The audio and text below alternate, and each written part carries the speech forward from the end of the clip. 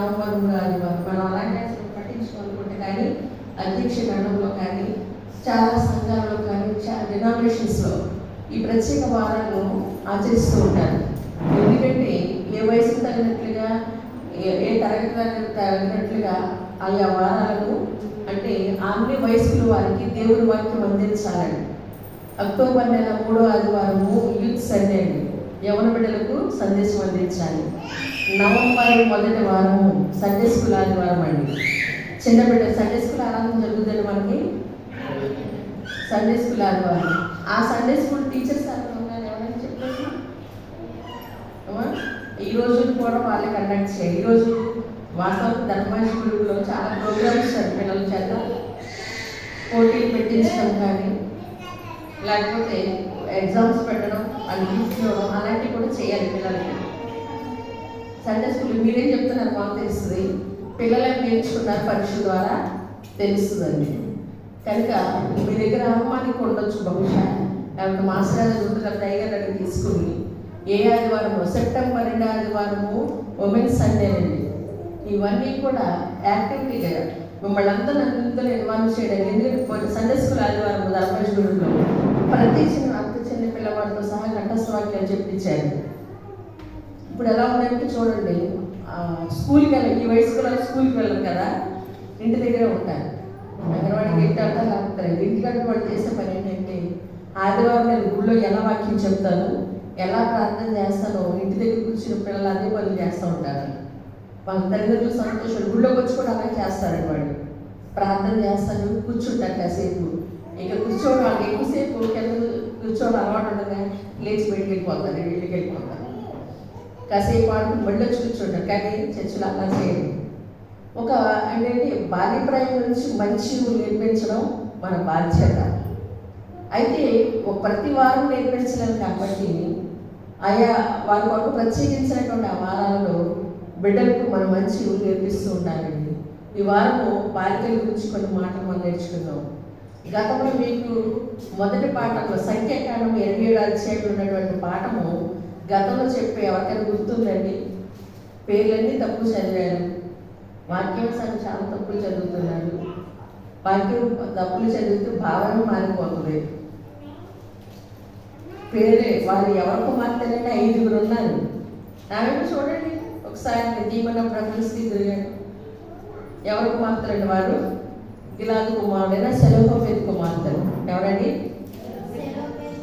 నావెంకట చెప్పండి కరెక్ట్గా. నా వయసు సరిగా లేదు, 10 రోజులు బట్టి నా వయసు రావటం. సెలోపేతు కుమార్తెలు చెప్పండి. హానే ప్రత్యక్ష పద్ధతి. సెలోపేతు కుమార్తెలు, సెలోపేతు అలానే సెలోపేతు కుమార్తెలు 5 ఉన్నారండి. సెలోపేతు కుమార్తెలు 5. చెప్పండి ఈ మాట మీకు ఎప్పుడైనా. ఏమన్నా వెనక చేసుకోమో కొద్ది వెనక వచ్చా పిల్లలు అది పడిపోయినారు ఎందుకు పని పిల్లలు ఉన్న వాళ్ళు వెనకాల అక్కడ కూర్చోండి. చెప్పలేదండి మీకు వాక్యం చెప్పాను కదా. రాజ్యాంగం దేవుని యొక్క రాజ్యాంగాన్ని మార్చిన కుమార్తెలండి వాళ్ళు. దేవుని యొక్క శాస్త్రాన్ని మార్చినటువంటి వారండి. వారు వివాహము కానిటువంటి వారండి. కన్యకలు అంటారు వాళ్ళు, అంటే బాలికలు లేకపోతే కన్యకలు. వివాహం కానటువంటి వారు దేవుని యొక్క శాస్త్రం మార్చారండి. మనం అనుకుంటాం దేవుని యొక్క మాటలు దేవుని యొక్క శాస్త్రాన్ని మార్చాలంటే బలవంతులు జ్ఞానవంతులై ఉండాలి, దేవుడితో సమానంగా పోరాడగలిగినటువంటి వారు పలుకే పురుషులై ఉండాలనుకుంటారండి. కానీ మనము చేసేది న్యాయసమ్మతమైన. దేవుడు కూడా అలాంటి ఐడియా రాలేదు, అలాంటి ఆలోచన రాలా. దేవుని యొక్క ఆలోచనే మార్చగలిగిన కుమార్తెలు పాపాత్ముడైన తన తండ్రిని ఒక సత్పురుషుడిగా దేవుని ముందు నిలబెట్టినటువంటి వారు. జాగ్రత్తగా వినండి నా మాట, గుర్తుపెట్టుకోండి. వాక్యము దేవుని మాట తెలుసు కదండి. పాటలు పాడడం కన్నా పెట్టదారని ప్రవచనం చెప్పడం కన్నా దర్శనం చూడడం కన్నా శ్రేష్టమైనది దేవుని మాటను మన హృదయంలో నిలబెట్టుకోవడం అండి. గత వారం ఏ వాక్యం అండి? గత వారం అంశం ఏంటి? గత వారపు అంశము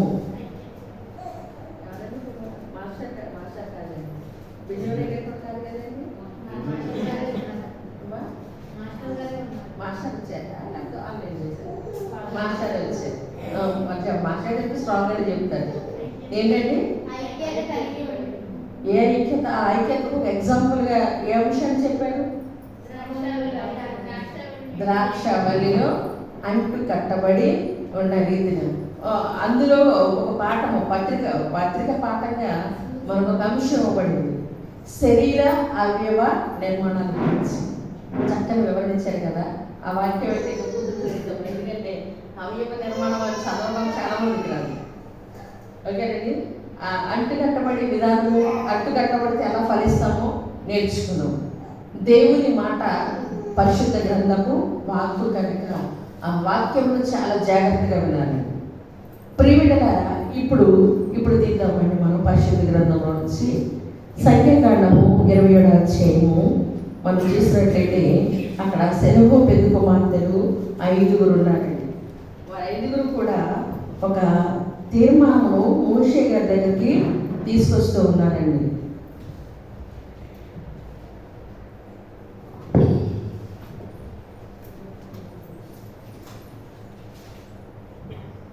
చూడండి, వారు 2వ వచనం నుంచి నేను చదువుతాను, మీరు వినండి. వారు ప్రత్యక్షపు గుడారం యొక్క ద్వారమునద్ద మోషే ఎదుటను, యాజకుడైన ఎలియాజరు ఎదుటను, ప్రధాన ఎదుటను, సర్వ సమాజం ఎదుట నిలిచి చెప్పినదేమనగా, మా తండ్రి అరణ్యంలో మరణమాయను. అతను కోరాహ సమూహములు అనగా యెహోవాకు విరోధముగా కూడిన వారి సమూహములో ఉండలేదు, కానీ తన పాపమును బట్టి మృతి పొందాను. అతనికి కుమారుడు కలగలేదు. చూడండి, 5 కుమార్తెల పేర్లు అక్కడ ఉన్నాయి కదా. ఏంటంటే మహాల, నోయా, హొగ్లా, మిల్కా, తీర్సా అనేవి వారి పేర్లండి. వీరు గిలాదు మనుడు మాకీరుకు మునుమనుడై ఉన్నాడండి. హోసేటి యొక్క కుమారు, సెలోపెదు యొక్క కుమార్తెలు. వీళ్ళు 5 ప్రధాన యాజకుల దగ్గరకు, మన పెద్దల దగ్గరకు, అలాగే ప్రవక్త మోషే దగ్గరకు వచ్చి ఒక మాట చెప్పారయ్యా, మా తండ్రి సెలోపెదు, చూడండి ఎవరి తండ్రి, మా తండ్రి మోషే వారి ఎందుకు వచ్చి, మా తండ్రి అరణ్యంలో మరణించినైతే కోరాహు యొక్క సమూహంలో ఉండేను, కానీ వారితో కలిసి పాపము చేయి. కోరాహు అనే వ్యక్తి ఎవరంటే మోషేకు ఎదురు తిరిగిన వ్యక్తి. దేవుడు ఏర్పాటు చేసుకున్నటువంటి మోషేకు, అహరోనుకు వ్యతిరేకంగా మాట్లాడి దేవుని ఉగ్రతకు బలి అయిపోయినటువంటి వ్యక్తి కోరాహు. అతనితో సహవాసంగా ఉన్నాడు, కానీ మోషేని గురించి కానీ అహరోను గురించి కానీ ఒక మాటను వ్యతిరేకంగా మాట్లాడాలి. ఒకవేళ వారితో సహవాసంగా ఉండు చేత అతను దోషిగా ఎంచుతారేమో, కానీ ఆ కోరాహ సమూహంలో ఉన్నా కూడా మా తండ్రి గారు పాపము చేయాలి. అయితే అతను పాపంలోనే మరణించాడు. ఎక్కడండి? అతను పాపంలోనే, అంటే ఆజ్ఞ అతిక్రమంలో. ఒకసారి దొంగతనమే చేసి ఉండవచ్చు, అబద్ధ ప్రమాణమే చేసి ఉండొచ్చు, వ్యభిచారమే చేసి ఉండొచ్చు. దేవుని యొక్క ఆజ్ఞను విడిచేత పాపము చేసి మరణించాడు తప్ప కోరాహు యొక్క సహవాసమును మా తండ్రి తప్పు చేయలేదు. మొట్టమొదటిగా ఇక్కడ ఉన్న ఆడపిల్లలు చెప్పుతున్నటువంటి మాట, తండ్రిని నిర్దోషిగా దేవుని యొక్క నిలబడుతున్నారండి. పాపముతో మరణించారని చెప్తున్నారు, మరి అతను నిర్దోషి ఎలా అవుతారని మీరు అంటారేమో. చూడండి, అతిక్రమంలో ఒప్పుకునేవాడు అండి, వాటిని ఒప్పుకొని విడిచిపెట్టేవాడు కనికరం పొందుతాడు. అతను ఒప్పుకునే ఛాన్స్ లేదు, చనిపోయాడు కాబట్టి అతని పక్షంలో తన కుమార్తెలు ఏమంటున్నారంటే, మా తండ్రి గారు అతిక్రమములు చేశారు, ఆ అతిక్రమంతో వారిని క్షమించండి, వారిని శిక్షించవద్దని 5 కుమార్తెలు తమ తండ్రి తరపున అక్కడ మోషే ఎదుట సమాజం ఎదురు నిలబడి పశ్చాత్తాపంతో క్షమాపణ అడుగుతున్నారండి. ప్రియబిడ్డలారా, జ్ఞాపకం చేసుకోండి, గర్భఫలం యెహోవా ఇచ్చు బహుమానం, కుమార్తె వ్యవహారం గ్రహించు స్వాస్థ్యము. ఈ సమయంలో నేను ఒకసారి కోరుకుంటాను, చూడండి, అర్హత లేనటువంటి వారికి, బిడ్డలు సరిగ్గా పెంచడం చేతగాని వారికి బిడ్డలు ఇవ్వడం అనవసరం అంటారు. ఇంకొకసారి గర్భఫలము లేనందుకు చాలా మంది బాధపడుతున్నారేమో. బాధపడాల్సిన పని లేదని కూడా నేను చెప్తున్నానండి. ఎందుకంటే నీకు ఇచ్చిన ఫలాలను సరిగా పెంచకపోతే, దేవునికి మహిమార్థముగా వారిని పెంచకపోతే, దేవునికి ఇష్టలుగా వారిని పెంచకపోతే, సమాజానికి పనికి వచ్చే వారిని పెంచకపోతే, దేవుడు నిన్ను బట్టి పశ్చాత్తాపం చెందాడు అనుకోండి, నీ వంశము నీ కుటుంబ అంశాలని శపిస్తాడండి. మీరు అనవచ్చు, శపించడం అంటే అక్కడ మాడిపోతారా, ఎవరి నీళ్ళని శపిస్తానంటే కాదండి. అప్పుడు చూడండి, ఈ లోకంలో బ్రతికి ఉండగానే నువ్వు నరకం అంటే ఏంటో, పాపకు లోకమైనటువంటి నిత్య అగ్నిగుండం మీద ఇక్కడ చూస్తామండి. నీ బిడ్డలను సరైన క్రమంలో నీవు పెంచని అలా ప్రియులను గుర్తుపెట్టుకోండి. ఇక్కడ తన తండ్రి మీరు చెడ్డవారై మీ బిడ్డలకి ఏం నేర్పించమన్నారు? మంచివి నేర్పించమన్నారు. సెలవు పేరు పాపముతోనే వాదించాలని ఉందండి అక్కడ. అయితే ఆ పాపమును వారి కుమార్తె చూడని వారు పెద్ద వయసు వారు కాదు, వివాహమైన వారు కాదు, కన్యకలు, బహుశా 20 సంవత్సరాలకు వారు. ఆ కుమార్తెలు ఏది పాపము, ఏది మంచి, ఏది చెడు, ఏది దేవునికి ఇష్టమైంది, ఏది సమాజానికి మంచిది అని వారు తెలుసుకున్నారండి. అలాంటి విచక్షణ జ్ఞానము ప్రియ కుమార్తెను మనం నేర్పించాలి. వాస్తవం చూస్తే మరి కుమార్తెల పిల్లలు కూడా ఎవరు లేరండి. అలా చేద్దాన్ని పంపించారు, హాస్టల్కి వెళ్ళిపోయింది, దేవుని స్తోత్రం, హాస్టల్కి వెళ్తే మంచిదండి.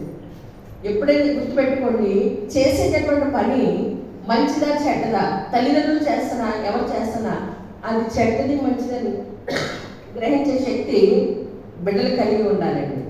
ఎందుకంటే వారి శిక్షణ నేర్పించామంటే మన పక్షంలో దేవుడి సన్నిధిలో మొరపెడతారండి వారు. ఇక సెలవు పెద్దవి మా నరకంలోనికి వెళ్ళక దేవుని సముఖంలో కనిపించే విధముగా మొట్టమొదటిగా వారు చేసిన ప్రతిపాదన, మా తండ్రి గారు చేసిన పాపమును క్షమించమని అడుగుతున్నారండి. తర్వాత రాసినటువంటి వారు చేసిన పని ఏంటంటే, వారసత్వంగా రాసినటువంటి ఇప్పుడు కూడా అమల్లో ఉన్నటువంటిది, తండ్రి తర్వాత తండ్రి లేకపోతే తాత సంపాదించిన ఆస్తి కొడుకులకే చెందుతుంది. ఒకవేళ కొడుకులకు లేకపోతే కుమార్తెలు మాత్రమే ఉంటే ఆ ఆస్తి అతని అన్నదమ్ముల పిల్లలకు చెందే విధంగా ప్రస్తుతం కూడా, అంటే ప్రస్తుతం మార్చారండి మళ్ళీ దాన్ని, కుమారులను కొడుకులకు మాత్రమే రాసే విధంగా శాస్త్రాలు ఉన్నవాడి చట్టం ఉందండి. ఆస్తి హక్కు అంటారు దాన్ని సరిచేసి ఇప్పుడు కుమార్తెలు కూడా సమాన అవకాశం వచ్చారు. అయితే దానిని తీసుకొచ్చింది కూడా సెలవుపోయింది. అది రీసెంట్గా జరిగిందండి. రీసెంట్గా అంటే 2010, 2000 సంవత్సరంలో ఈ వచ్చే కాలంలో 10-15 సంవత్సరాల క్రితం జరిగిందేమో. కానీ పూర్వకాలంలోనే కుమార్తెలకు తండ్రి ఆస్తిలో భాగము కావాలని 5 కుమార్తెలు చెప్పిన వారికి నచ్చలేదా? మీకు అర్థం కాదే ఉందా? ఎందుకు నవ్వుతున్నారు చెప్పండి? ఎందుకు నవ్వుతున్నారు మీరు నవ్విన ఆశ గుర్తుపెట్టుకుని, ఇక్కడ వాక్యం చెప్పేటటువంటి వారు పుస్తకం చూసావు, మీ మొహాలు చూసా వాక్యం చెప్పరండి. గుర్తుపెట్టుకోండి. లేకపోతే ఇంటికి పని పాటలకి వచ్చి చెప్పట్లేదండి. వాక్యం చెప్పాలంటే అన్ని సంఘాలు ఉన్నాయి. ఏ సంఘానికి వెళ్ళిన వాక్యం చెప్పగలము. మేము వచ్చిన రోడ్డు ఎలా ఉందో మీరు చూసారో లేదు. కాసేపు నిలబడడానికి కూడా నాకు అవకాశం లేదండి. అంత పెయిన్ ఉన్నా కూడా లేచి వాక్యం చెప్పాలని ఉద్దేశం. మీరు నవ్వుకుంటున్నారు, కొడుకుంటున్నారు అది చూసుకుని ఒక ఆడు చేతులు ఎందుకు నవ్వుతున్నారండి? బయట నవ్వుకుని వచ్చారుగా. మీరు అనుకుంటున్నారు మంచిదనే కాదు. నేను వాక్యంలోకి వెళ్ళానంటే నేను నేరుగా ఉన్నానండి ఇక్కడ.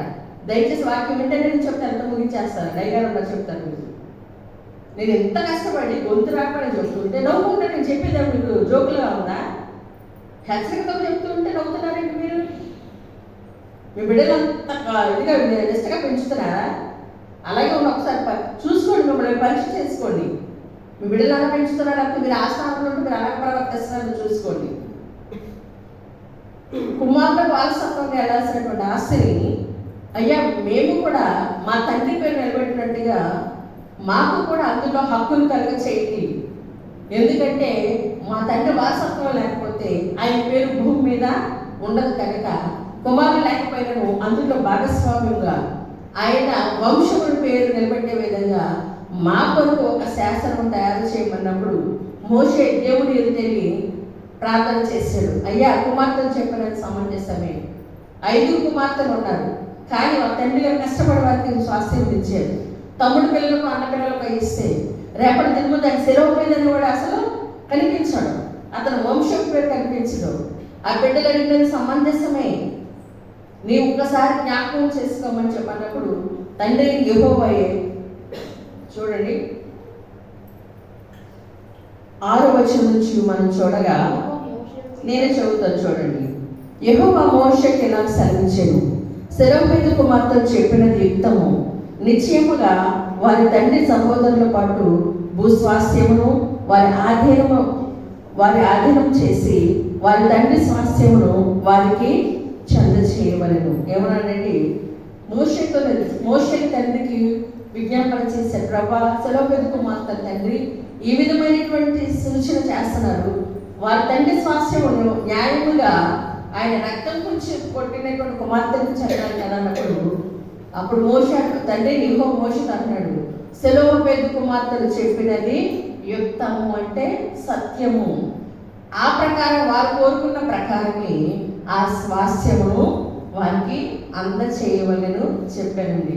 ప్రియబిడ్డలారా, గుర్తుపెట్టుకోండి, నేటి కాలంలో పురుషులతో పాటు సమానంగా స్త్రీలు కానీ లేకపోతే ఆడపిల్లలకైనా సరే మనం మంచి ఈవులు నేర్పిస్తే వారు సాధించలేనిదంటూ ఏమీ కూడా లేదు. ఈరోజు అంశం అదేనండి, వారి బలహీనంగా కాక బలవంతులుగా గుర్తించి వారు ప్రోత్సహించడం, బలవంతులుగా వారు గుర్తించి ప్రోత్సహించడం.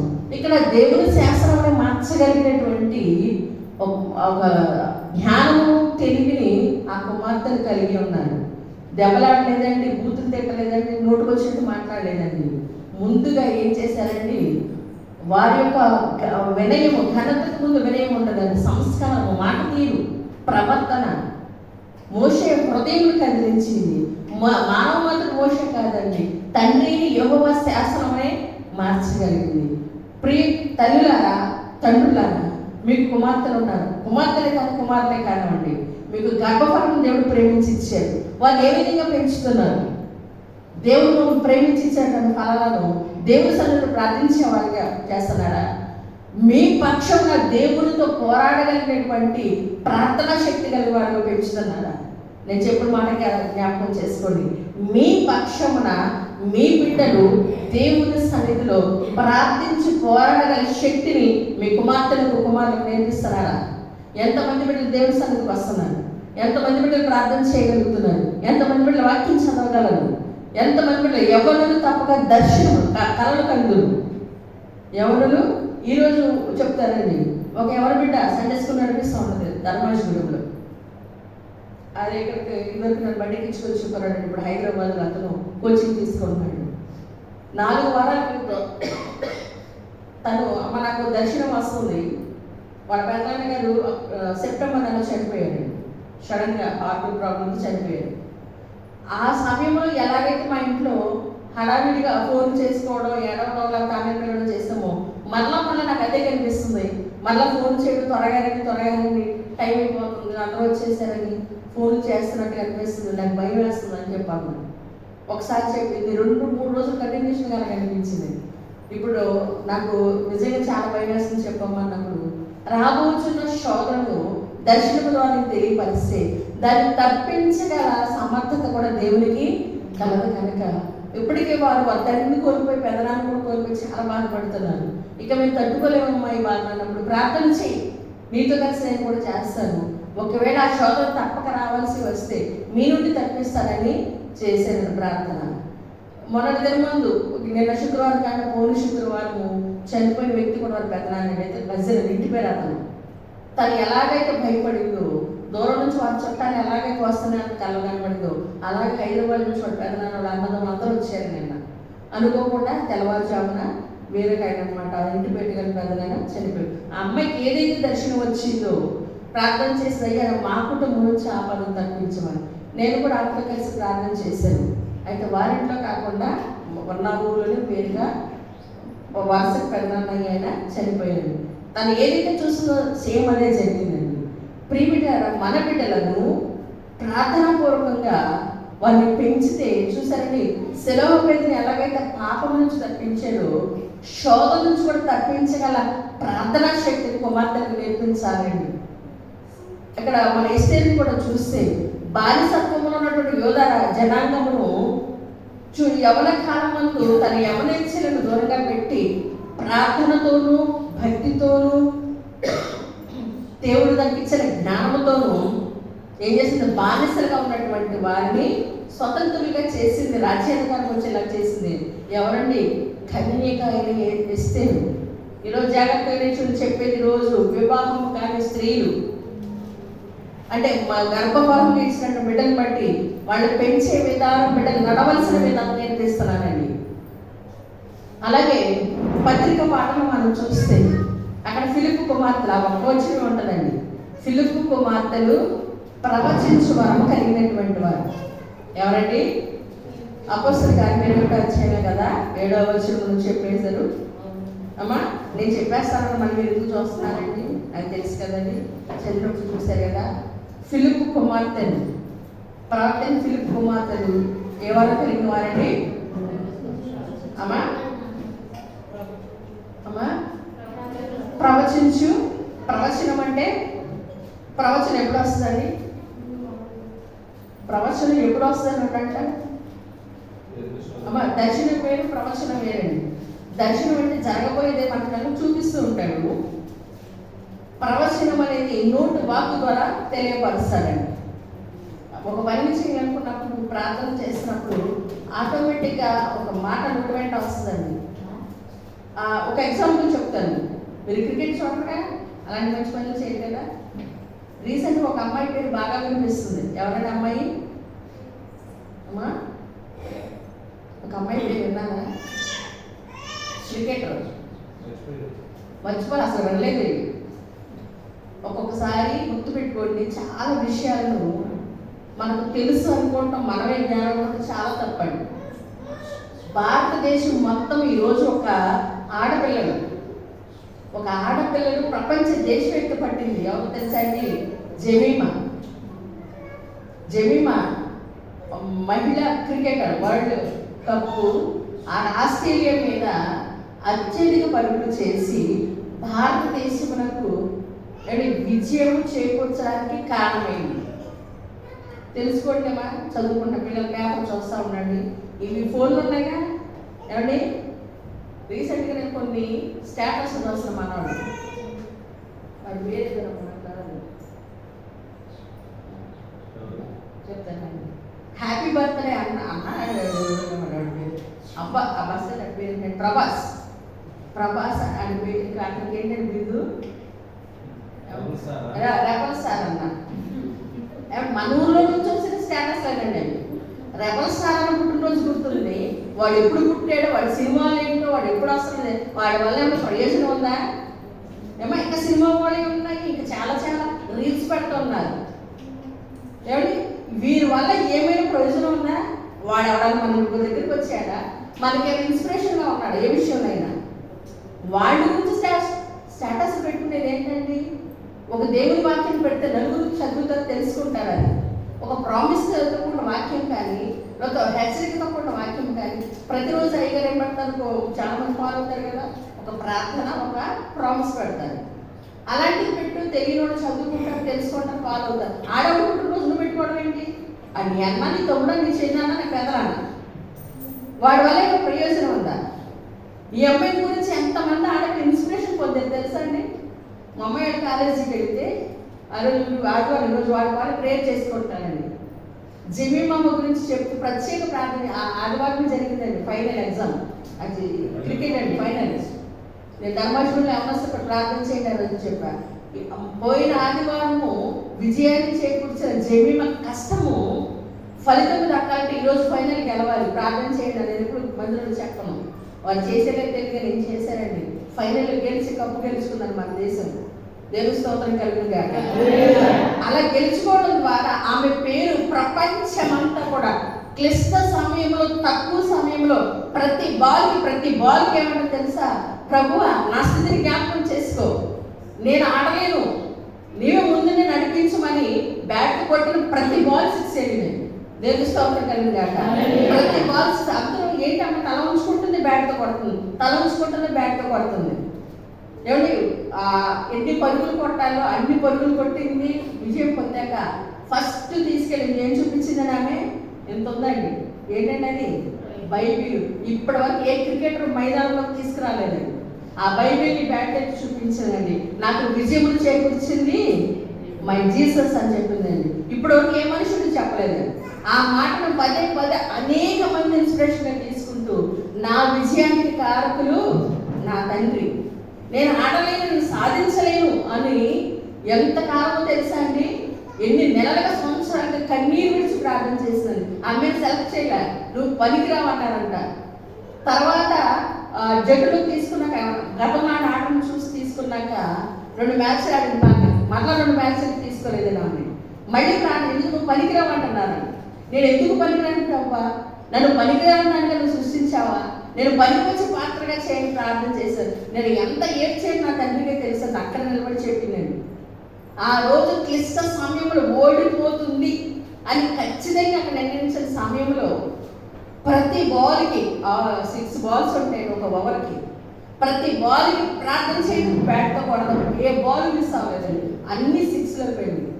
ఇంకా అదృష్టం చెప్పమంటారా, 3 సార్లు క్యాచ్ మిస్ అయిందండి ఆ బాల్. ఆస్ట్రేలియా అంటే ప్రపంచ విజేతలు 7 మార్లు ప్రపంచ కప్పు గెలుచుకున్నారు. వాళ్ళు ఓడించడం అంటే ఎవరి తరం కాదు. ఆమె వాళ్ళు కూడా 3 సార్లు క్యాచ్ పట్టి ఆ చేతుల నుంచి జారి ఆ 3వ అవకాశాలు ఇవ్వడంతో ఆమె దేవుడే నన్ను నిలబెట్టాడని చెప్పి మరింత నమ్మకంతో విశ్వాసంతో ఆడి గెలిపించిందండి. ఎవరిని? భారతదేశాన్ని. దేశంలో కలుగుగాక. అలాంటి వాటిని నేర్చుకోండి, అలాంటి వాటిని తెలుసుకోండి. పనికి మనం రీల్స్ చూడడం, ఆ రీల్స్ వచ్చేసి మనం చేయడం, ఆడవడం, పుట్టినరోజు మనం పెట్టుకోవడం, ఇవన్నీ దేవునికి వ్యతిరేకమైనవి. నిన్ను ప్రేమించి, నిన్ను ఆశీర్వదించింది, నడిపించింది, నీకు విజయాన్ని ఇచ్చింది, నీకు తోడుగా ఉన్నది తండ్రిని యెహోవా అయితే వాడెవరు పేరు పెట్టుకుంటారండి? గుర్తుపెట్టుకోండి, దేవుడి వాక్యం నిలబెడుతుంది, దేవుడి సంఘం ప్రార్థన నిలబెడుతుంది, నీకు విజయం ఇచ్చింది, నేను ఈ రోజు నిలబెట్టింది, నీకు దారి చూపేది, నీకు సహాయం చేసేది దేవుడి వాక్యము, దేవుని సన్నిధి. అది విడిచిపెట్టి ఈ లోకంలో ఉన్న వాటిని అనుసరిస్తున్నారు, ఈ లోకంలో పనికిరాని అనుసరిస్తున్నారు. ఫిలిప్ కుమార్తెలు, ఒక సేవకుని కుమార్తెలు, అంటే కన్యకులు అంటే బేబీస్ కాదండి. ఇప్పుడు చిన్న పాపలు కదా వాళ్ళు బేబీస్ అంటారు. మెచ్యూర్ అయి వివాహం కాని పిల్లలు కన్యకులు, టీనేజర్స్. వారు అంటే మనమందరం టీనేజర్ నుంచి వచ్చినటువంటి వాళ్ళు. ఆ సమయంలో మన యొక్క ఊహలు, ఉద్దేశాలు ఎలా ఉంటాయో తెలుసా? ప్రాముఖ్యంగా ఆడపిల్లలైనా మగపిల్లలైనా ఎదుట వారి జెండర్ అంటే ఎదుటి వారిని ఆకర్షించడానికి అనేక రకాలుగా ప్రయత్నం చేస్తుంటారు. అనేక రకాలుగా అంటే వేషాన్ని మార్చుకుంటూ, భాష మార్చుకోవడము, చూపుల ద్వారాను, లేకపోతే ఏదో ఒకటి చేసి ఎదుటి వారిని ఆకర్షించాలనే ఒక తపన కలిగి ఉంటారండి. దానివల్ల నీకు నష్టమే తప్ప ప్రయోజనము లేదండి. నేడు దగ్గర ఎక్కడ చూసినా, బహుశా మన ఊరికి పేపర్ రాదేమో, 9 సంవత్సరాల నుంచి 12 సంవత్సరాల బాలికలే భయంకరమైన పాపంలో ఉంటున్నారు. ఆ ఏజ్ అనేది చిన్న పిల్లల ఏజ్, అప్పటికే ప్రెగ్నెన్సీ, హాస్టల్ చదువుతున్న పిల్లలు కానీ డైలీ సర్వీస్ చేస్తున్న వారు కానీ వారి అనుమతి లేకుండా జరుగుతుందంటారా? ఈ పనికి మన ఫోన్లు చూడటం, అందుట్లో ఉన్నట్టుగా ప్రేమలాడటం, పనికి మన ఏంటంటే ఇన్స్టాగ్రామ్లు, ఇంకోటి ఏంటంటే పనికి మన బుక్కులు ఏయో చూసి, వాట్సాప్లు చూసి అంటే దానికి వెంటనే కమిటీపోతున్నారు. కానీ దేవుడు పరిశుద్ధుడు, దేవుని ద్వారా హెచ్చరికలు వాక్యాలు వింటున్నారు కానీ సరి చేసుకోలేకపోతారు. ముందుకు తల్లి చేస్తున్నాను. అసలు తల్లిదండ్రులు భయం ఉంటారు కదండి. ఎవరితో మాట్లాడినా, ఇలాంటి రహస్యమైనటువంటి చాటింగ్ చేసిన మా అమ్మ మా నాన్న కొడతారని భయం పిల్లలకు ఉండాలా? పిల్లలకు ఉండేలా తల్లిదండ్రులు ప్రవర్తిస్తున్నారా? వాళ్ళు ఫోన్ చూస్తున్నారని ఏం చూస్తున్నారని మీరు గమనిస్తున్నారా? ఎలా ప్రవర్తిస్తున్నారో చూస్తున్నారా? ఏమంటే మనసులో ఉన్న కోరిక మనకు ఎలా తెలుస్తుంది అంటారు. సరే, మనసులో మీకు తెలియదు, వారి వేష భాషలో మాత్రమే చూస్తున్నారా? ఏమండి, పిల్లలు చూడండి, వారు లోకంలోకి తాము ఎగ్జిట్ చేసుకోవడానికి, ఎస్టాబ్లిష్ చేసుకోవడానికి, తాము చూపించుకోవడానికి రకరకాల వేషాలు వేస్తుంటే తల్లిదండ్రులు మనం మురిసిపోతున్నాం. నా కూతురు హెయిర్ స్టైల్ చూడు, నా కూతురు డ్రెస్ సెన్స్ చూడు, ఏం చండాల డ్రెస్ అండి. ఏమండి, మోకాళ్ళ దగ్గరికేమో ప్యాంట్లు, వాటి పరిమాణ పేర్లు ఏమైనా ఎన్నిసార్లు చెప్పినా ఈ మానట్ల. ఎప్పుడు చూడండి, పూర్వకాలంలో ఇప్పుడే కానీ స్త్రీలను కూడా పాదాలు కనబడకుండా నడవాలి. పాదాలు అంటే వేసుకున్న డ్రెస్ అయినా అవ్వాలి, చీరగా ఏదైనా పాదాలు అనేవి ఇతరులు కనిపించకూడదండి. పూర్వకాల స్త్రీలు అంత పవిత్రంగా ఉండేవారు కాబట్టి ఎలాంటి ఘోరాలు జరగలేదండి, ఎలాంటి పాపము క్రియేట్ అవ్వలేదండి. ఇప్పుడు వస్తున్న భయంకరమైన ఏంటంటే స్త్రీ పురుషుడు వేషం వేసుకోకూడదని నిర్గమకాండ దగ్గర దేవుడు తెలియజేశాడు. మనం తెల్లారి వేసుకునే డ్రెస్సులు ఏమి, టీ షర్ట్లు, దాని చున్నీ ఉండదు, ఏమీ ఉండదు. ఏమా ఒకప్పుడు ఫుల్ ప్యాంట్లు ఉండేవి, ఇప్పుడేమో లెంగ్త్ యాంకిల్ లెంగ్త్ అని పెట్టుకోవడం మోకాళ్ళ కిందకి. ఏం డ్రెస్సులు అండి అవి? అవి చూసి అంటే అట్రాక్ట్ అయిపోయి మగవాళ్ళు పడిపోతారని ఒక ఉద్దేశమా? అలా డ్రెస్ వేసుకుంటున్నప్పుడు తల్లిని వాళ్ళు హెచ్చరిక చేయలే, వాళ్ళే రెడీ చేసి పంపిస్తున్నారు. ఏమో ఒక మంచి హెయిర్ స్టైల్ ఉంటుంది. హెయిర్ స్టైల్ అంటే 4-3 మెరుగులు వేసుకుని తిరిగితే ఏమన్నా జుట్టు ఇచ్చినందుక అలంకారంగా ఇచ్చాడా, లేకపోతే కప్పుకోవడానికి ఇచ్చాడా? దాన్ని దేవుడు ఒక ముసుగుగా ఇచ్చాడండి. స్త్రీకి తల వెంట్రుకలు ఎలా ఇచ్చాడండి? ముసుగుగా ఇచ్చాడు. అమ్మమ్మ ఉన్నప్పుడు నుంచి దానికి మానవేసి దాన్ని అటు తిప్పుతున్నారు, ఇటు తిప్పుతున్నారు, ఎటో తిప్పుతున్నారు. లేకపోతే జుట్టంతా వెనకోసుకుని ఎక్కడో కూర్చుంటారని రోడ్ల మీద తిరిగితే పర్వాలేదండి, గుళ్ళో కూడా అదే పరిస్థితి. క్రమశిక్షణ లేదు, కట్టుబాటు లేదు, డ్రెస్ సెన్స్ లేదు.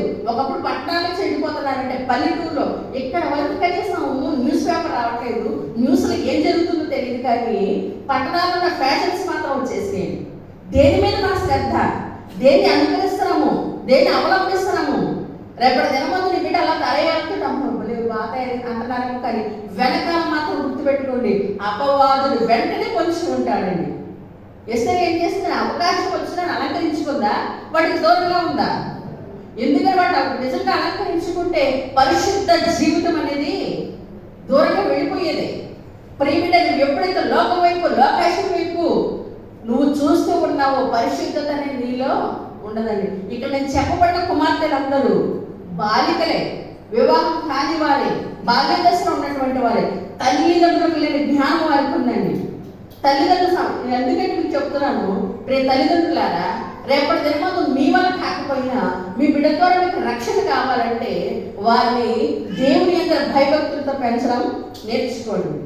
సిరియా దేశం చిన్నది, రాజుల 2వ గ్రంథం 5వ అధ్యాయం వస్తుందండి. నయమానింటికి వచ్చింది, ఇక్కడ చదవద్దండి. మీరు ప్రతిరోజు ఆలయం దగ్గరకు వచ్చి చదువుకుంటారు, వాక్యం ప్రార్థనకు వస్తారు కదా, అప్పుడు బైబిల్ పాఠాలు చదువుతున్నారు కదా, చదువుతుంటే ఇన్ని తప్పులు ఎందుకు వస్తున్నాయి? ప్రతి చదివినప్పుడు బయటకే చదువుతారా, లోపల చదువుకుంటారా? బయటికే కదా, బాధ్య పఠనమే కదా. ఆయన ప్రతిరోజు చదువుతున్నట్లేదు, అన్ని తప్పులు. జాగ్రత్తగా చదవండి. రాజుల 2వ గ్రంథం 5వ అధ్యాయం 1వ వచనం నుంచి ఉంటుందండి, ఇక్కడ చదవద్దండి. అక్కడ ఇశ్రాయేలు చెన్నది ఉన్నది, నయమానింటి దగ్గర ఉన్నది. ఆయనకున్న కుష్టి రోగమును చూసి, వారు పడుచున్న బాధను చూసి ఏమన్నా తెలుసా? అయ్యా, మా ఇశ్రాయేలు దేశంలో ఎవరున్నారండి? ఎవరున్నారండి? అవునండి, వినపడలేదండి. మీరు వాళ్ళు ఏదో చెప్తారు. ఎవరున్నారండి? ఎలీషాగా. చెప్పండి గట్టిగా, ఎవరున్నారండి? మా ఇశ్రాయేలు దేశంలో ప్రవక్త ఎలీషా ఉన్నారు, ఆయన స్వస్థపరచగలడు. మీరు ఆయన యొద్దకు వెళితే, ఆ సేవకుని యొద్దకు వెళ్ళి గుర్తుపెట్టుకోండి, సేవకుని యొద్దకు ఎందుకు వెళ్ళాలంటే ప్రార్థన వరకు వెళ్ళాలి. ఒకడు గుర్తుపెట్టుకోండి, ఒకవేళ సేవకుని పిలిపించవచ్చండి, ఆయన రమ్మంటే వచ్చంటాక అని చెప్పొచ్చండి. కాదండి. ఎందుకు ఆయన దగ్గరికి వెళ్ళమందంటే ఆయన అధికారి, హోదా ఉంది, ధనం ఉంది, పేరు ప్రఖ్యాతులు ఉన్నవి. అతనుకున్న జబ్బు కూడా అదేనండి. వాటిని బట్టి అతిశయిస్తాడు కనుక అవన్నీ తగ్గాలంటే సేవకుల దగ్గరికి వెళ్ళి మోకరించాలి. చిన్న బిడ్డ మనసులో ఎంత ఆలోచన అండి. నయమానుకున్నది మామూలు కుష్ఠరోగం కాదండి, ధన గర్వము, విజయ గర్వము, పదవి గర్వము. నేనే రాజు, సిరియా దేశానికి అంతటికి నేనే సైన్యాధ్యక్షుడు, బలమైనటువంటి వాడనే. ఈ లక్షణాలతో, అహంకారముతో అతను జీవిస్తున్నాడు కనుక అవన్నీ పోవాలంటే ఎక్కడికి వెళ్ళాలండి? ఒక సామాన్యుడిగా చెప్పబడుచున్న ఎలీషా ఎంతకు వెళితే కానీ ఎంత రోగం కుదరదని. చిన్న బిడ్డకి అంత చక్కని ఆలోచన వచ్చిందండి. మన బిడ్డకి ఆలోచనలు ఉంటాయా? కనీసం ఆ తెలివితేటలు ఉన్నాయా? అలా నేర్పించగలుగుతున్నామా? ప్రియ తల్లిదండ్రులారా, ఈ రోజున హెచ్చరించి చెప్తున్నారని కాదు, బహుశా మీరు మనసులో వేరే ఉద్దేశం అనుకుంటున్నారేమో, కానీ మన బిడ్డలు ఎప్పుడు మనతోనే ఉండరు, లేకపోతే మనము మన బిడ్డలతో ఉన్నాము. వివాహంతో కానీ, ఉద్యోగంగా కానీ, లేకపోతే ఈ లోకాన్ని నుంచి మనం వెళ్ళినప్పుడు కానీ, లోకంలో వారు ఒంటరిగా జీవించాల్సి వచ్చినప్పుడు అనుక్షణం ఉండి వారిని రక్షించలేవు. కానీ నీవు బ్రతికుండ కానీ నీ బిడ్డలకు మంచి ఇవ్వలను ఒక ఆధారమైన తండ్రిని వారికి ఏర్పాటు చేస్తే, నువ్వు ఈ లోకానికి నుంచి వెళ్ళినా పర్లేదు, వాడు పెళ్లి చేసుకుని అత్తారింటికి వెళ్ళినా పర్లేదు, ఉద్యోగం నిమిత్తం వేరే దేశానికి వెళ్ళినా కూడా పర్వాలేదండి, నీకు ఒక భరోసా. ఎందుకంటే నా బిడ్డ ఎవరు కలిగి ఉన్నారు? ఇశ్రాయేలీయులు వచ్చి నా తల్లిదండ్రులు భయం లేదు. మా అమ్మాయిని తీసుకెళ్ళిపోయారు, వాళ్ళు ఏం చేస్తున్నారు, కొడుతున్నారు, తిడుతున్నారు, పని చేయించుకున్నారు. ఆమె బైబిల్ ఎందుకంటే మా కుమార్తె ఎక్కడున్నా సరే తను నమ్ముకున్న దేవుడు ఆమెను రక్షించగలడు. తను ప్రార్థిస్తున్న దేవుడు తనని కాపాడగలడు. తను ప్రార్థన చేసిన దేవుడు తనని విడిపించగలడు. ఆ నమ్మిక తల్లిదండ్రులకు ఉన్నది. ఆ ప్రకారం మీకు మాట్లాడుతుంది, అయ్యా ఎలీషా దగ్గరికి వెళ్ళండి, మీకు తప్పక స్వస్థత. మన కుమార్తెలు చెప్పగలరు దేవుడి గురించినటువంటి సాక్ష్యము. కాలేజీకి పెడుతున్నారు, హై స్కూల్కి పెడుతున్నారు, బంధువుల దగ్గరికి వెళ్తారు, ఫంక్షన్స్ పెడతారు. అక్కడికి వెళ్ళి ఏ సాక్ష్యం చెప్తారండి? నేను కొనుక్కున్న డ్రెస్సు సీఎంఆర్లో కొన్నది, నేను వేసుకున్న హెయిర్ స్టైల్ మా పెద్ద వేసింది. వీటి గురించి సాక్ష్యమే కానీ దేవుడి గురించి సాక్ష్యం ఎక్కడైనా ఉందా? ఈ మధ్య దౌర్భాగ్యం ఏంటంటే ప్రార్థనలు కూడా అలాగే వెళుతున్నారండి. ఒక ఫంక్షన్కి వెళ్ళి వెళ్తున్నారు, తల్లిదండ్రులు చీరలు అమ్మ డ్రెస్సులు ఏమో ఇక్కడ నుంచి ఖాళీ ఏంటమ్మా, ఇదేమో బరువు తక్కువ, ఏలాడే మనిషికన్నా ముందు చెవులు ఎలా ఊగుతూ ఉంటాయి. భయంకరమైన వేషధారణతో వెళుతున్నారు. వాటిని వేసుకున్న వాటి గురించి సాక్ష్యము, నమ్మిన దేవుని గురించి ఎక్కడ సాక్ష్యం లేదండి. ఫిలిప్పు కుమార్తెను ప్రవచించి వారు కలిగిన వారు వివాహం చేసుకోలేదండి. దేవుని పరిచయం, దేవుని సేవలో తమ జీవిత పర్యంతము వారిని ప్రశంసించింది వారి తండ్రి గారు కాదు, అపొస్తలుడైన పౌలండి. ఎవరండి? ఒక సేవకుడు నీ బిడ్డల గురించి ఒక ఘనమైన సాక్ష్యం చెప్పగలగాలి. ఈ కుమార్తె దేవుడు మందిరముకు ఇవ్వబడినటువంటి బహుమానం. అని నీ కుమార్తెల గురించి ఎప్పుడైనా సేవకుని చెప్పారా? కనీసం మాస్టర్ గారిని చెప్పారా? పరిచయం అంటే తులసి కడగటం అవి కాదని పరిచయం అంటే వాక్యంలో కానీ, ప్రార్థించట్లో కానీ, ఉపవాసం ఉండట్లో కానీ, వెళ్ళిన ప్రతి చోట కూడా గుర్తుపెట్టుకోండి, మన బిడ్డలకు ఒక ప్రొడక్షన్ ఏంటో తెలుసా? ఆమె కనీసం కన్నుతో చూడాలన్నా, ఒక మాట కామెంట్ చేయాలన్నా, పరమందున తండ్రి మనసు తెప్పిస్తారనే భయము ఇతరులకు కలగాలి. ఆ విధంగా మన బిడ్డలు పెరగాలి. ఒక ఎగ్జాంపుల్, ఈ అమ్మాయి ఉంది, ఆ అమ్మాయికి ఏదైనా నిక్నేమ్ పెట్టాలన్నా, తన గురించి కామెంట్ చేయాలన్నా నాకు భయం కలగాలి. అమ్మో అమ్మాయి ఎంత భయభక్తులతో ఉంటుంది, ఆమె దేవుని బిడ్డగా పెరుగుతుంది. బహుశా ఆమెకి ఏదన్నా నేను నిక్నేమ్ పెట్టిన అంటే పేరు పెట్టి ఏడిపించిన పరమందున తండ్రి నన్ను శిక్షిస్తాడేమో అనే భయము ఇతరులకు కలిగే విధంగా నీ బిడ్డలు పెంచాలండి. అలాంటి బిడ్డలు ఎవరైనా ఉన్నారా? అలాంటి కుమార్తెలు ఎవరైనా ఉన్నారా? అలాంటి కుమారులు ఎవరైనా ఉన్నారా? ఎందుకంటే ప్రతి ఒక్క నోటకి కూడా మనము ఎలా ఉంటున్నామంటే అపహాస్యముగా మన బిడ్డలు బలి చేస్తున్నామండి. గుర్తుపెట్టి బాల్య జన్మలందే. నిన్న శుక్రవారం ఒక ఎవరొస్తుందండి ట్రైబ్ చర్చిలో అసిస్టెంట్గా పనిచేశాయి. నీ బాల్యములందు నీ సృష్టికర్తను స్మరణకు తెచ్చుకో. మళ్ళీ చెప్పండి, నీ బాల్యమునందే, నాగరిక చెప్పండి, నీ బాల్యమందే నీ సృష్టికర్తను స్మరణకు. అంటే స్మరణ అమ్మా. మన చర్చ పెడితే స్టెప్ జరిగిందండి, దాన్ని జ్ఞాపకం అండి. స్మరణ అంటే ప్రతిరోజు 1000 నామాలు కాదు, 1000 చదువుతున్నాను కదా, అవి 10 కళ్ళు చదువుతున్నారా, దాన్ని స్మరణ అంటాను. జ్ఞాపకానికి స్మరణకి తేడా ఉంది. జ్ఞాపకం అంటే పోయిన సంవత్సరం నవంబర్లో కానీ, పోయిన సంవత్సరం డిసెంబర్లో కానీ ఏం జరిగింది అనేది దాన్ని, అప్పుడు ఏమేమి వంటలు చేసాము మనం. చర్చి ప్రతిష్టకి చికెన్ ఉంది, మటన్ ఉంది, టిఫిన్ 3 రకాలు, ఒక్కొక్కటి దాన్ని గుర్తు తెచ్చుకోవాలి. రాత్రి కాలం ముందు కూడా ప్రార్థన చేశాం కదా, యెహోవా యెహోవా నిస్సి, యెహోవా రాఫా. ఇవన్నీ ఏంటంటే స్మరణ. గత సంవత్సరం ఏం చేసామన్నది జ్ఞాపకం. జ్ఞాపకానికి స్మరణ తేడా ఉందా అంటే, స్మరణ అంటే ప్రతి క్షణం, ప్రతి నిమిషం, ప్రతిరోజు కూడా పదే వల్లి వేయడం, చెప్పడం నోటితో. అందుకే ఎప్పటి నుంచి మొదలెట్టాలంటే బాల్య జన్మ నుంచే నీ సృష్టికర్తను అంటే ఇప్పుడు ఏం చేయాలి? స్మరణ కంటే ప్రతి నిమిషం మన నోట ఉండాలండి, దేవునికి స్తుతులు ఉండాలి. అంటే ఎక్కడికి వెళ్ళు, పొలానికి వెళ్ళు, పని చెయ్యి, వంట చెయ్యి, ఎక్కడ చేస్తున్నా సరే నీ నోటను ఏముండాలండి? దేవుని యొక్క నామమును ఉండాలండి. అంటే దేవుని నామం ఉండడం అంటే ఆ పక్కన ఉండి బిగ్ బాస్ జరిగిన ఇష్టం తెలుసా అని అనుకోండి. అదైతే నాకు తెలియదు కదమ్మా.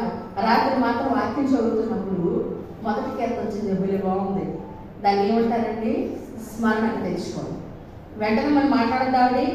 ఇంకొకసారి నీ దగ్గర ఆ బిగ్ బాస్ వాడు ఎవరి గురించి మాట్లాడుతుందా? అర్థమైందండి. నువ్వు స్మరణకు తెచ్చుకో. ఎందుకంటే నీ జీవితం అభివృద్ధి చెందాలంటే, ఆశీర్వదించబడాలంటే ఎలా ఉన్నాయండి? ప్రతి నిత్యము స్మరణకు తెచ్చుకోవాలి. ప్రిమిట్లా ఇంకా చెప్పబడండి. యాయేలు కుమార్తె ఎలా ఉందండి? నిద్రించిందా చనిపోయిందా? చనిపోయింది. అమ్మా తల్లితా కుమి ఎవరు స్వార్థం జరిగింది? తల్లితా కుమా కదా, తల్లితా కుమి అని చేతితో ఆయన లేపాడు. మన బిడ్డలు కూడా నిద్రించిన స్థితిలో ఉన్నారా, చనిపోయిన స్థితిలో ఉన్నారా? అవునండి. వారి వ్యసనాలను బట్టి, వారికి ఉన్నటువంటి ఇంకేం సమస్తమైన దుర్గుణాలను బట్టి చనిపోయే స్థితిలోనే ఉన్నారు. ఎలా ఉన్నారండి?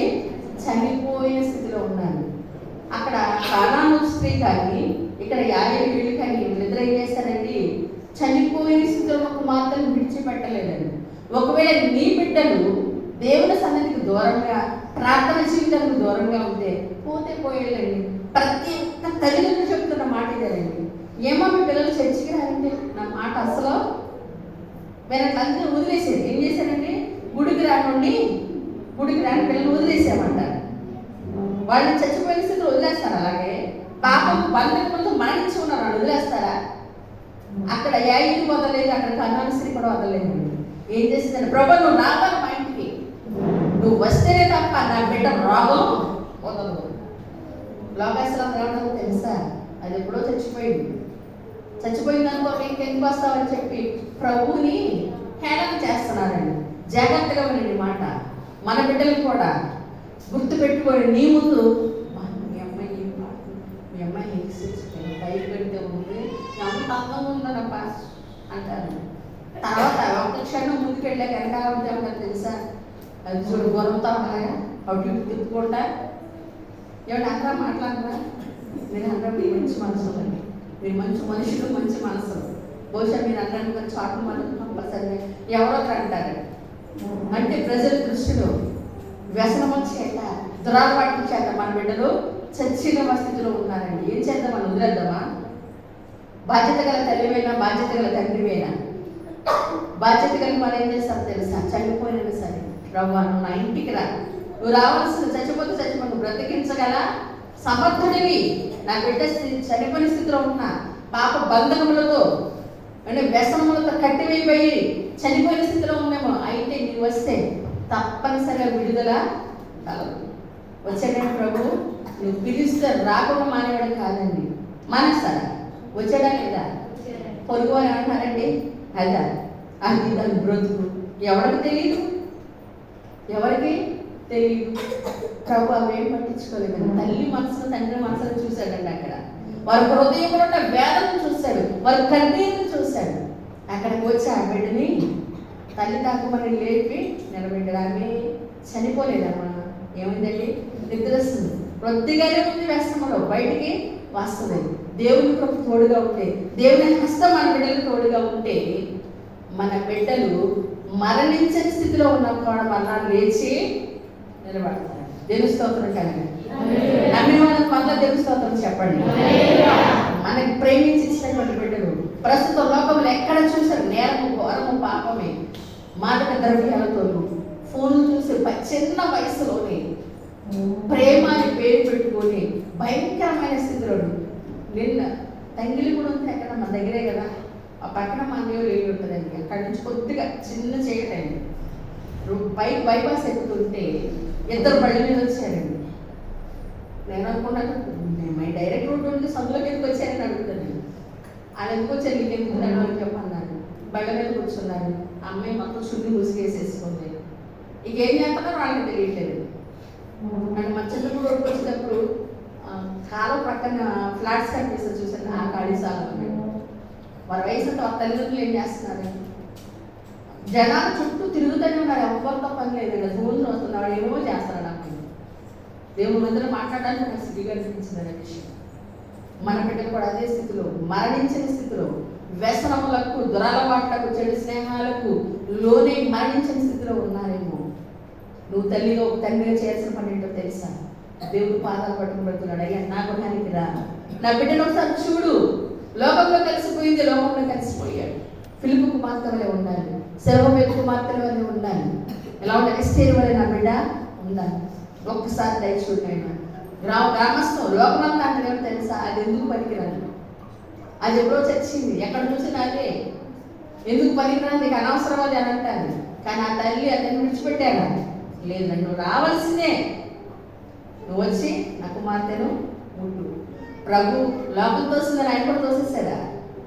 తోసాడండి, పోయలేదండి. వచ్చి చేపట్టుకుని లేచి నిలబడమన్నాడు. అక్కడ ఉన్న వారందరికీ ఏం చెప్పాడు తెలుసా?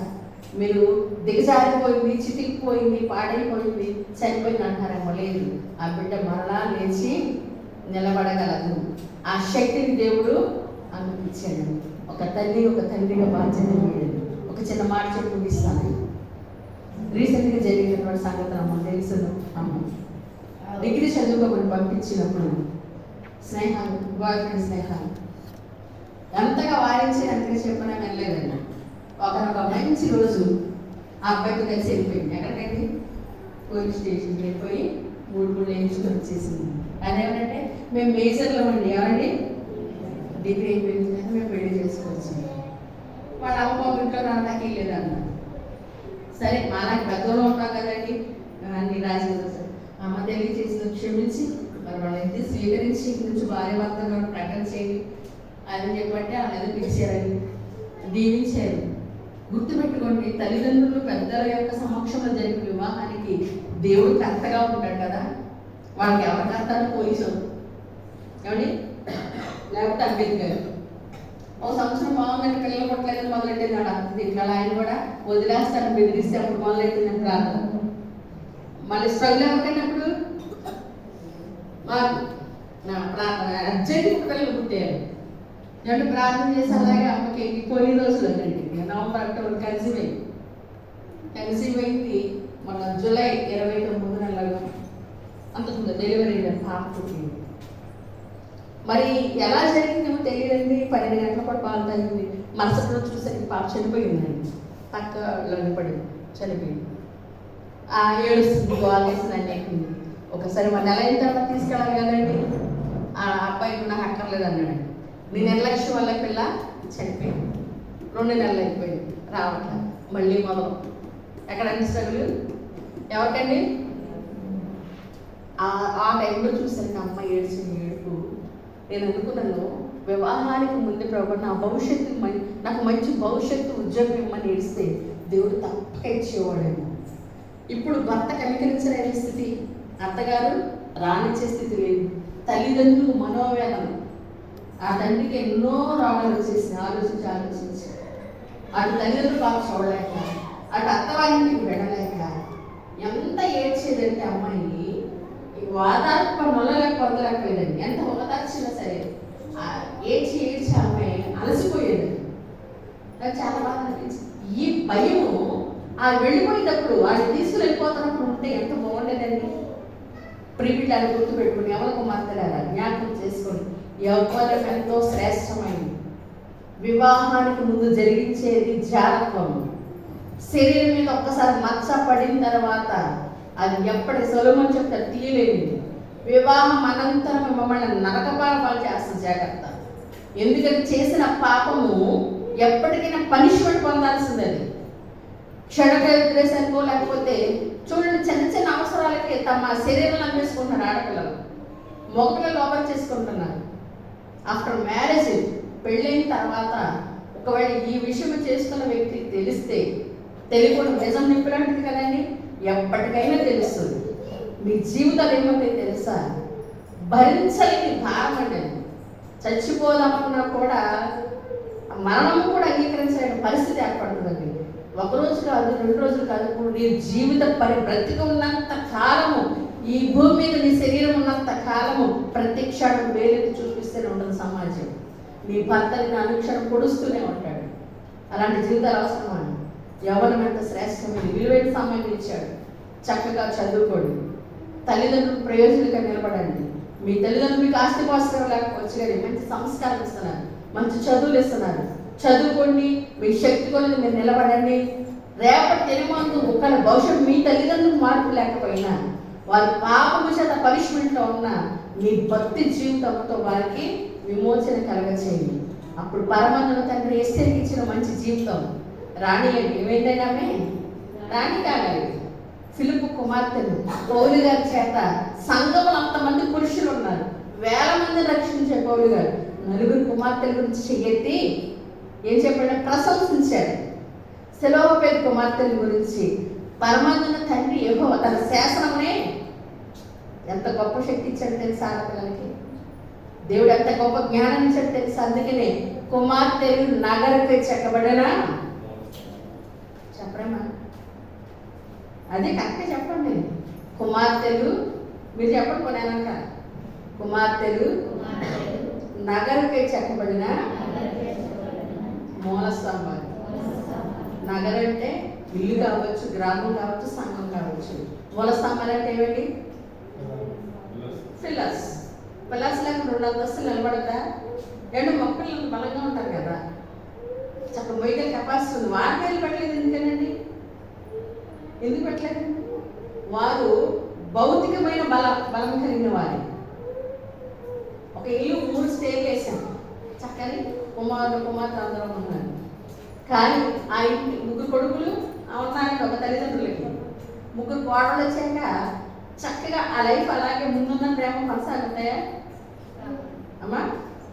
ఎందుకని 3 అక్క చెల్లెలు కలిసి ఉంటారేమో, 3 తోడు కోడలు కలిసి ఉండే సెక్షన్ ఎక్కడ?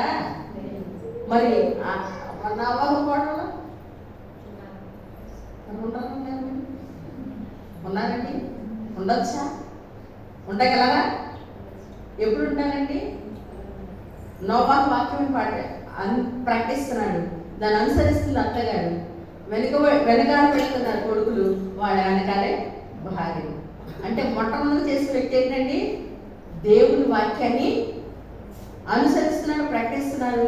అత్తగారు ప్రార్థిస్తుంది, కొడుకులు కూడా పాటిస్తున్నారు. కోడలు ఆటోమేటిక్గా మంచిగా. అర్థమైందండి? ఇప్పుడు అర్థమైంది. అత్తలు ఉన్నారా అమ్మ? అత్తలు మామూలు ఉన్నారు, ఇక్కడ కోడలు ఉన్నారు కదా. మన ఇల్లు 4 స్తంభాల మీద పటిష్టంగా పునాదిగా కట్టిన ఎలాగ ఉండాలంటే ఏం పెట్టాలండి? బలమైన పిల్లర్స్ అయ్యింది. కానీ బలమైన దేవుని గృహాలను తెచ్చుకుంటే ఎలా ఉంటుందండి? కోటలు మంచిగా ఉన్నట్లయితే ఆటోమేటిక్గా భవనం అలాగే ఉంటుందండి. ఉంటుందండి. వాళ్ళు కనుక ఎడమ అయితే రూతు వర్పాలాంటి పరిస్థితి అయితే నీ దారి నీది, నా దారి. అందుకని కుమార్తెలు బలం కలిగిన వారు, బుద్ధి బలంలో వారికి సరిగ్గా బదులు పెడుతూ ఏమిటి? ఇప్పుడు పిల్లలు పోసినప్పుడు సిమెంట్ అటు ఇటు కూడా పడిపోతుంది కదా, దాన్ని వేసి అలాగే వదిలేస్తారా? దాన్ని సరి చేస్తారా? దాన్ని ఏమంటారు? తాపీతో సరి చేస్తారా? మన అమ్మాయిని ఇటు చూసినప్పుడు తాపీతో ఏం చేయాలండి? ఒకసారి గట్టిగా ఉందనుకోండి రాయి, చేతు స్లోకి ఇలా గీగుతారా? ఏం చేస్తారమ్మా? ఏం చేస్తారండి? 2 ముక్కలు అయ్యేదానికి గట్టిగా జాగ్రత్త. అప్పుడు ఇటు చూసినప్పుడు కూడా మన పిల్లలు ఏం చేయాలండి? గట్టిగా దీంతో 2 పీకితే, దీంతో పీకొచ్చి లేకపోతే కర్రతైనా గట్టి 4 పీకితే అటు ఇటు చూడమంటే స్ట్రైట్గా నిల్చుంటారు, స్తంభంగా ఉంటారు, మన గృహాలను నిలబెడతారు. దేవుడి చిన్న మాటలు దీవించును గాక.